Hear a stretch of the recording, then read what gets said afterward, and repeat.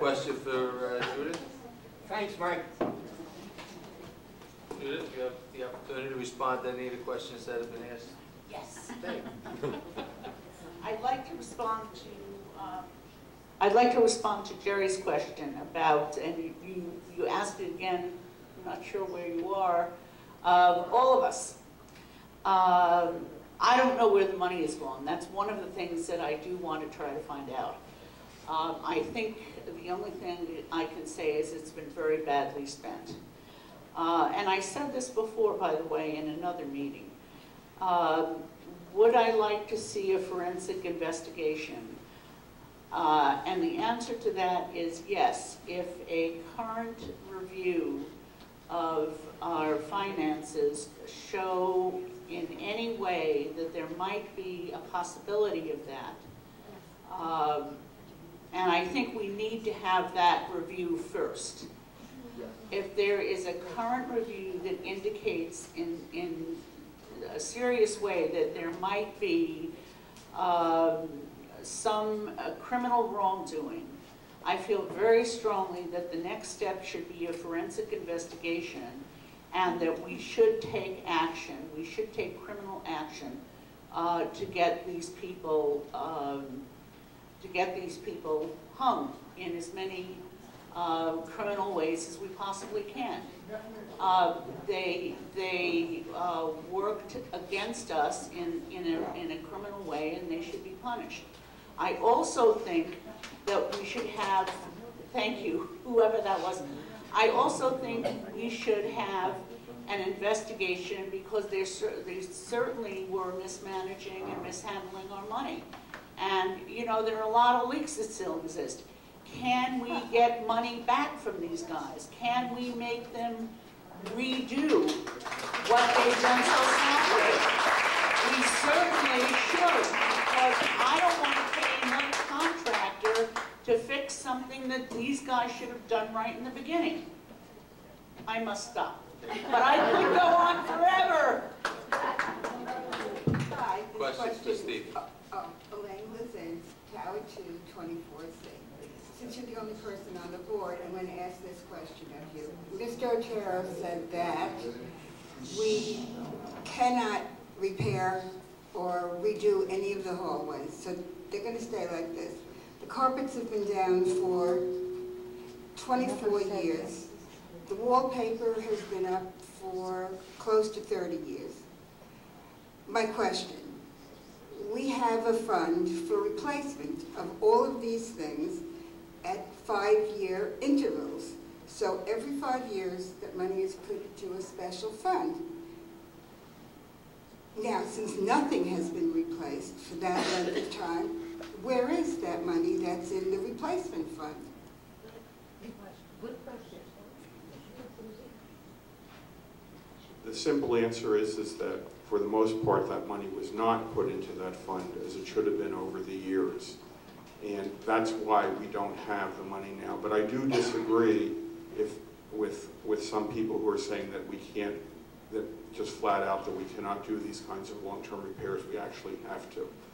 The way to do it is we need a 5-year financial plan immediately. I mean, we've just gotten done the revision of the 2008 budget. What we need to now do is build on that for the next 5 years through additional savings.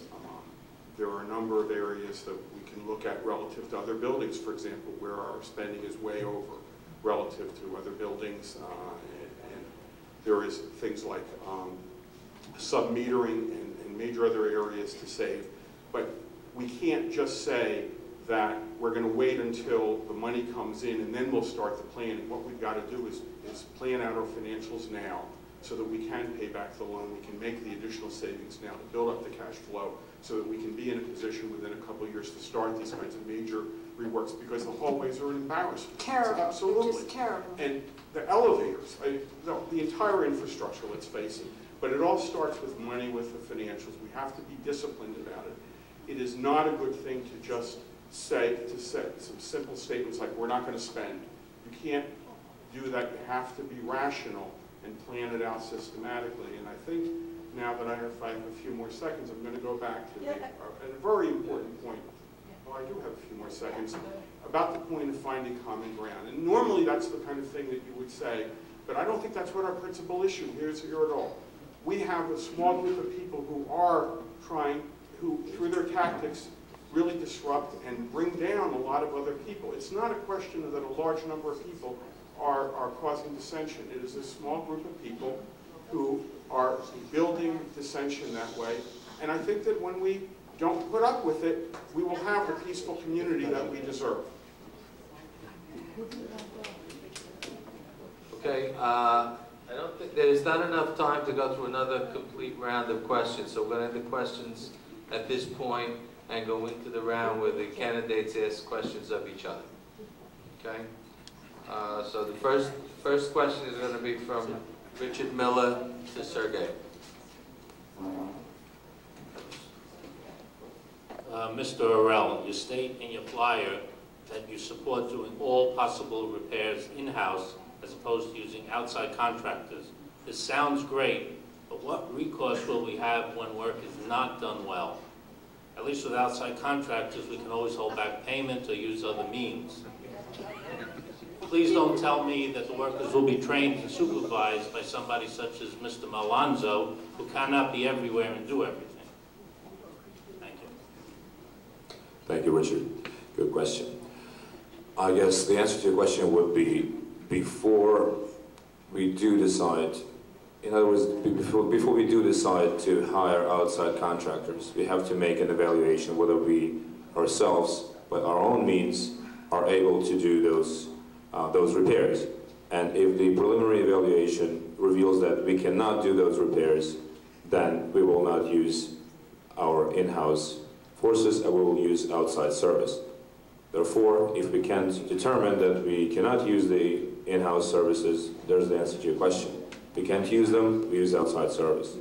If we feel that the in-house people are not going to be able to do the job, we do not let them do the job. Okay, Sergey, you can now ask a question of Richard. Thank you. Richard, in your flyer you're saying that you are in favor of total openness and transparency. My question is this. You surely are aware that sometimes there are discussions at board meetings that simply may not be divulged for various reasons, may not be divulged to the public, such as contract negotiations, preliminary contract negotiations with outside parties, with outside contractors, personnel decisions, and so forth. Knowing all that, are you still in favor of total openness, even when opening up the information would subject the board to liability? Of course we can't do it while negotiations are going on. That's clear. But we can explain to the owners as these negotiations, like many people didn't know what was going on with the management company. We had no clue as the weeks and months passed what was going on. We should be informed more as time goes by. Yeah.